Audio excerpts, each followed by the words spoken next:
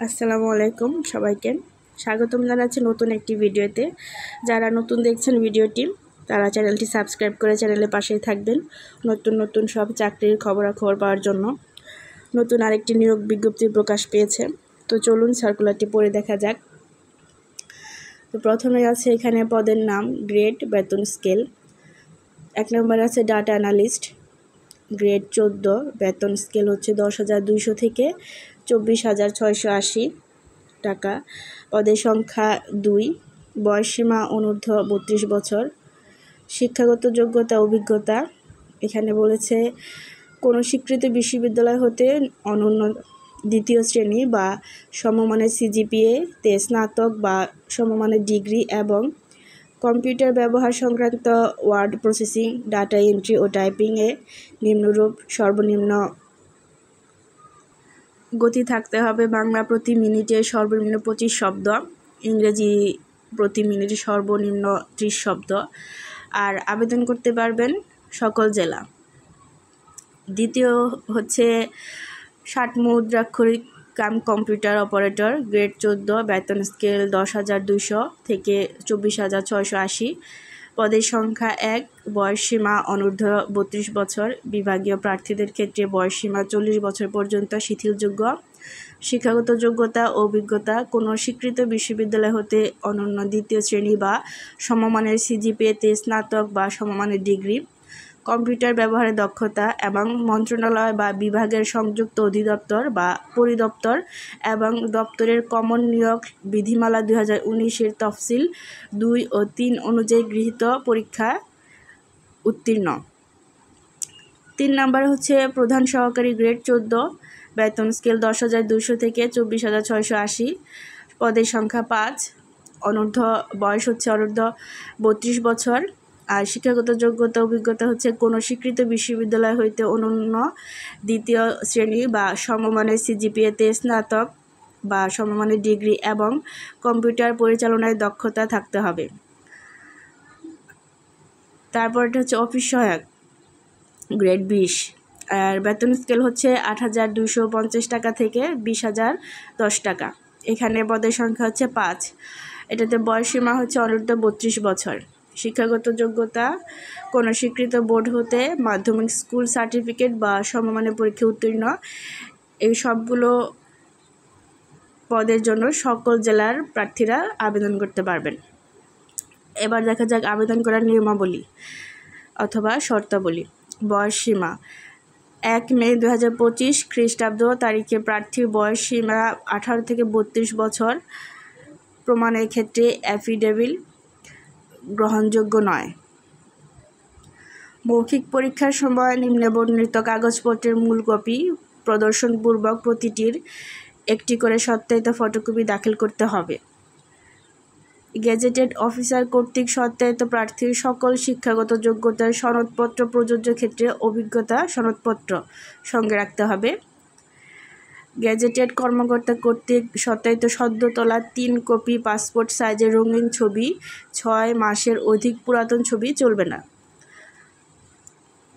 প্রার্থী যে ইউনিয়ন বা পৌরসভা ওয়ার্ড এর স্থায়ী বাসিন্দা সেই ইউনিয়ন পরিষদের চেয়ারম্যান, পৌরসভার মেয়র, কাউন্সিলর অথবা কাউন্সিলর কর্তৃক প্রদত্ত নাগরিকত্বের সনদপত্রের সত্যায়িত কপি, চেয়ারম্যান সার্টিফিকেট যেটা।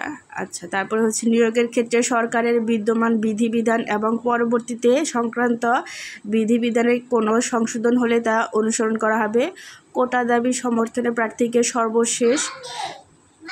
সর্বশেষ নীতিমালা অনুযায়ী যথাযথ কর্তৃপক্ষ কর্তৃক প্রদত্ত সনদ বা প্রমাণপত্রের সত্যায়িত ছায়াকপি, জাতীয় পরিচয়পত্র বা জন্ম সনদের প্রযোজ্য ক্ষেত্রে সত্যায়িত অনুলিপি, অনলাইনে পূরণকৃত আবেদনপত্রের কপি, প্রবেশপত্রের রঙিন ছবিযুক্ত অনুলিপি, প্রবেশপত্রের রঙিন কপি ব্যতীত কোনো প্রকার ফটোকপি বা সাদা কালো কপি গ্রহণযোগ্য নয়। প্রবেশপত্রের রঙিন কপি ছাড়া কোনো লিখিত বা মৌখিক পরীক্ষায় অংশগ্রহণ করতে দেওয়া হবে না। সরকারি, আধা সরকারি ও স্বায়ত্তশাসিত প্রতিষ্ঠানে কর্মরত প্রার্থীকে যথাযথ কর্তৃপক্ষের মাধ্যমে আবেদন করতে হবে। প্রার্থী কর্তৃক প্রদত্ত কোনো তথ্য বা দাখিলকৃত কাগজপত্র জাল, মিথ্যা বা ভুয়া প্রমাণিত হলে কিংবা নিয়োগ পরীক্ষায় নকল বা অসাধু উপায় অবলম্বন করলে সংশ্লিষ্ট প্রার্থীরা বাতিল সহ তার বিরুদ্ধে যথাযথ আইনগত ব্যবস্থা গ্রহণ করা হবে। ভুল তথ্য বা জাল কাগজপত্র প্রদর্শিত হলে পরীক্ষা উত্তীর্ণ যে কোনো প্রার্থীর প্রার্থিতা বাতিল করার ক্ষমতা কর্তৃপক্ষ সংরক্ষণ করেন। সরকারি সর্বশেষ নীতিমালা অনুযায়ী সকল প্রকার কোটা সংরক্ষণ করা হবে। উপরে উল্লেখ করা হয়নি কিছু প্রযোজ্যতা রয়েছে এমন ক্ষেত্রে জাতীয় জনসংখ্যা গবেষণা ও প্রশিক্ষণ ইনস্টিটিউট NIPORT এর কর্মকর্তা-কর্মচারী নিয়োগ বিধিমালা 2015 এবং প্রয়োজন বোধে প্রশাসন মন্ত্রণালয় কর্তৃক জারিকৃত বিধিবিধান প্রযোজ্য হবে। নিয়োগ সংক্রান্ত যে কোনো বিষয়ে নিয়োগকারী কর্তৃপক্ষের সিদ্ধান্ত চূড়ান্ত বলে গণ্য হবে। এক্ষেত্রে কোনো প্রকার আপত্তি গ্রহণযোগ্য হবে না। এ বিজ্ঞপ্তি আংশিক বা সম্পূর্ণ সংশোধন বা বাতিল করার ক্ষমতা কর্তৃপক্ষ সংরক্ষণ করেন। কর্তৃপক্ষ পদ সংখ্যা হ্রাস বা বৃদ্ধির কর্তৃত্ব সংরক্ষণ করেন। বিজ্ঞপ্তি পত্রিকা ছাড়াও নিয়োগ নিপোর্ট এর ওয়েবসাইটে পাওয়া যায় অথবা QR কোড স্ক্যানিংয়ের মাধ্যমে বাংলাদেশের একমাত্র রাষ্ট্রীয় মোবাইল অপারেটর টেলিটকের জব পোর্টাল ওয়েবসাইটে সরাসরি প্রবেশ করেও বিজ্ঞপ্তিটি পাওয়া যাবে। লিখিত বা মৌখিক বা ব্যবহারিক পরীক্ষায় অংশগ্রহণের জন্য কোনো প্রকার TA বা DA প্রদান করা হবে না। লিখিত ব্যবহারিক পরীক্ষায় উত্তীর্ণ পরীক্ষার্থী মৌখিক পরীক্ষায় অংশগ্রহণের জন্য বিবেচিত হবেন। যথাযথ কর্তৃপক্ষ কোনো প্রকার কারণ দর্শানো ছাড়াই যে কোনো আবেদনপত্র বাতিল করার ক্ষমতা রাখেন। অনলাইন আবেদনপত্র পূরণ সংক্রান্ত নিয়মাবলী ও শর্তাবলী। ইচ্ছুক প্রার্থীগণ ওয়েবসাইটে প্রবেশ করে আবেদন ফরম পূরণ করতে পারবেন। আবেদনকারীর বয়স সীমা নিম্নরূপ: অনলাইন আবেদনপত্র পূরণ ও পরীক্ষার ফি জমাদান শুরুর তারিখ ও সময় 25 মে 2025 খ্রিস্টাব্দ তারিখ সকাল 10টা।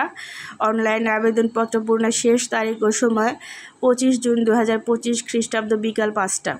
উক্ত বয়সসীমার মধ্যে ইউজার আইডি প্রাপ্ত প্রার্থীগণ অনলাইন আবেদনপত্র সাবমিটের সময় থেকে পরবর্তী 72 ঘন্টার মধ্যে SMS এর মাধ্যমে আবেদন ফি জমা দিতে পারবেন। অনলাইনে আবেদনপত্রে প্রার্থী তার রঙিন ছবি দৈর্ঘ্য 300x300 pixel, file size 100 KB এর বেশি গ্রহণযোগ্য নয় ও স্বাক্ষর দৈর্ঘ্য 380 পিক্সেল, ফাইল সাইজ 60 KB এর বেশি গ্রহণযোগ্য নয়। স্ক্যান করে নির্ধারিত স্থানে আপলোড করবেন। অনলাইন আবেদনপত্রে পূরণকৃত তথ্য যেহেতু পরবর্তী সকল কার্যক্রমে ব্যবহৃত হবে, সেহেতু অনলাইন আবেদনপত্র সাবমিট করার পূর্বে পূরণকৃত সকল তথ্যের সঠিকতা সম্পর্কে প্রার্থী নিজে শতভাগ নিশ্চিত হবেন। প্রার্থী অনলাইনে পূরণকৃত জমাদান আবেদনপত্রের একটি রঙিন প্রিন্ট কপি পরীক্ষা সংক্রান্ত যে কোনো প্রয়োজনে সহায়ক হিসেবে সংরক্ষণ করবেন। SMS প্রেরণের নিয়মাবলী ও আবেদন ফি প্রদান। অনলাইন আবেদনপত্র যথাযথ পূরণ করে নির্দেশনা মতো ছবি এবং স্বাক্ষর আপলোড করে আবেদনপত্র সাবমিট করা সম্পন্ন হলে কম্পিউটারে ছবিসহ অ্যাপ্লিকেশন প্রিভিউ দেখা যাবে। নির্ভুলভাবে আবেদনপত্র সাবমিট করার সম্পন্ন একটি ইউজার আইডি, ছবি এবং স্বাক্ষরকৃত একটি অ্যাপ্লিকেশনস কপি পাবেন। উক্ত অ্যাপ্লিকেশনস কপি প্রার্থী ডাউনলোড পূর্বক রঙিন প্রিন্ট করে সংরক্ষণ করবেন। অ্যাপ্লিকেশন কপিতে একটি ইউজার আইডি নাম্বার দেওয়া থাকবে এবং ইউজার আইডি নাম্বার ব্যবহার করে প্রার্থী নিম্নোক্ত পদ্ধতিতে যে কোনো টেলিটক প্রিপেইড মোবাইল নম্বর থেকে 2টি SMS করে আবেদন ফি বাবদ বিজ্ঞপ্তির ক্রমিক 1 ও 3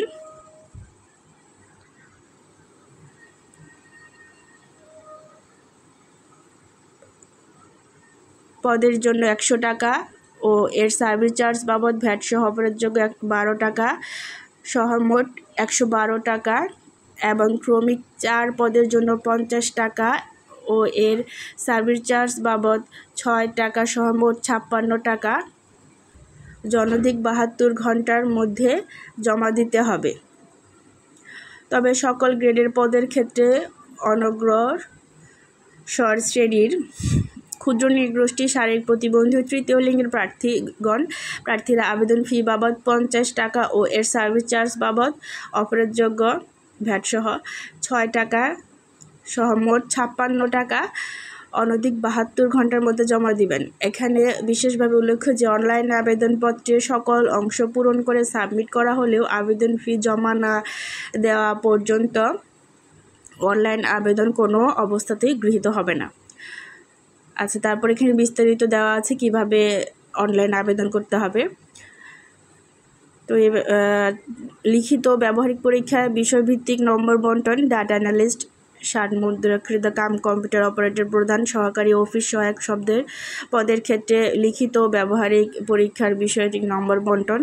এখানে নাম্বার দেওয়া হয়েছে, পরীক্ষার নাম, পরীক্ষার বিষয়, নম্বর, সর্বনিম্ন 5 নম্বর, সময় 90 মিনিট, সর্বনিম্ন পাশের নম্বর হচ্ছে 50%।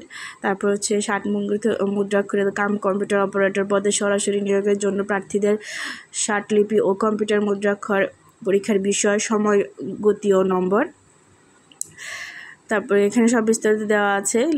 অফিস সহায়ক পদে সরকারি সরাসরি নিয়োগ প্রার্থীদের পরীক্ষার নাম, বিষয়, নম্বর।